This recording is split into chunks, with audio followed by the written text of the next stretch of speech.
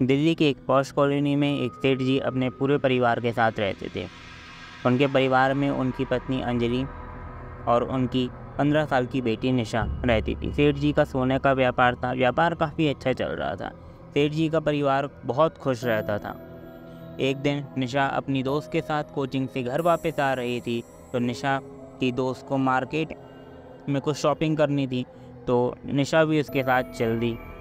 निशा ने देखा कि उसकी माँ अंजलि एक जिंदा मुर्गा खरीद रही हैं। निशा को ये सब काफ़ी अजीब लगा और वो जैसे ही ये सब अपनी माँ से पूछने जाती है तो उसकी माँ भीड़ में कहीं गायब हो गई।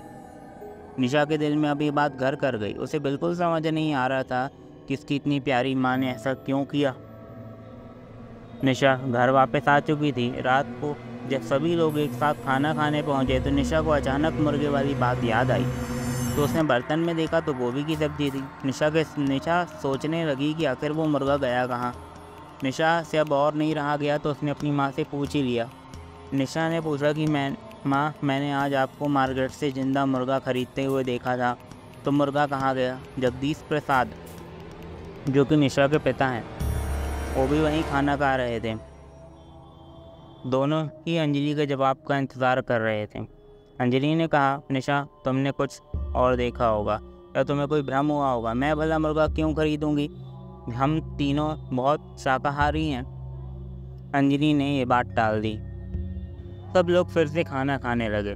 बात तो टल गई, पर निशा के मन में अभी भी वो बात अटक गई थी, क्योंकि निशा को पूरा विश्वास था कि उसे कोई भ्रम नहीं हुआ है।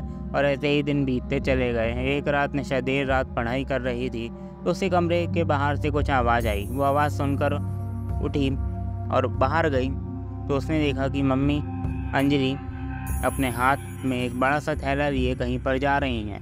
निशा को समझ नहीं आया कि मम्मी अकेले इतनी रात को कहाँ जा रही हैं। निशा अपनी मम्मी को रोकती उससे पहले ही उसकी मम्मी अंजलि चली गई। अंजलि कहाँ जा रही है ये जानने के लिए निशा भी उसके पीछे पीछे चल दी। अंजलि सुनसान सड़क पर अकेली चली जा रही थी। काफ़ी दूर चलने के बाद अंजलि घने जंगल की ओर मुड़ गई। निशा भी अंजलि का पीछा करते करते जंगल की ओर जा रही थी। रात काफ़ी हो चुकी थी। निशा जब घर से बाहर निकली तो उसे अंधेरा देखकर यह एहसास हुआ कि आज तो अमावस की रात है। चारों ओर घना अंधेरा था। निशा अपने मोबाइल की टॉर्च के सहारे आगे बढ़ रही थी।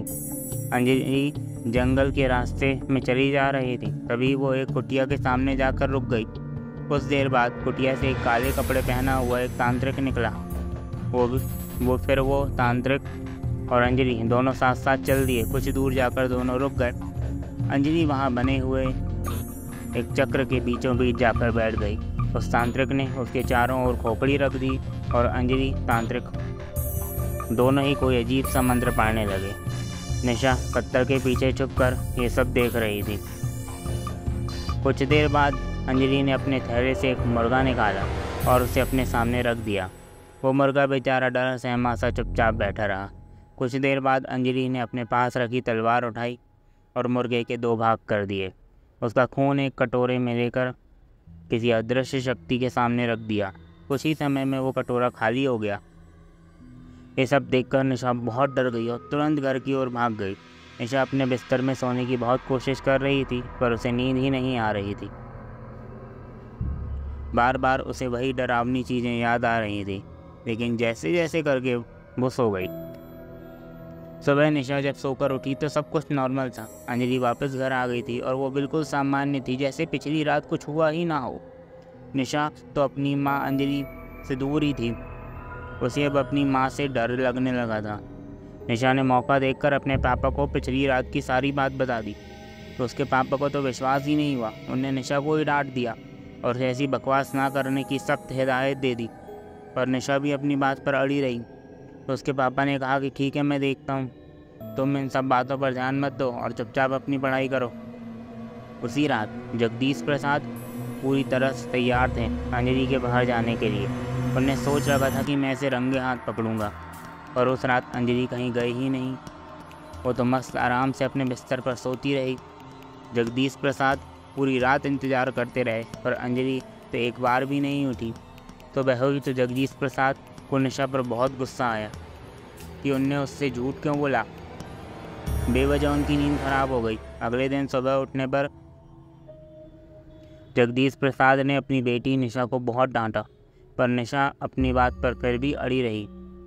अब ये बात आई गई हो गई। जगदीश प्रसाद उसकी बात मान ही नहीं रहे थे। कुछ दिनों बाद एक रात जगदीश प्रसाद की नींद खुली। उस समय रात के 1 बज रहे थे। उनने देखा कि अंजलि बिस्तर पर नहीं है। आखिर अंजलि इतनी रात को कहाँ गई होगी? कहीं निशा की बात सच तो नहीं थी? जानने के लिए बने रहिए हमारे साथ।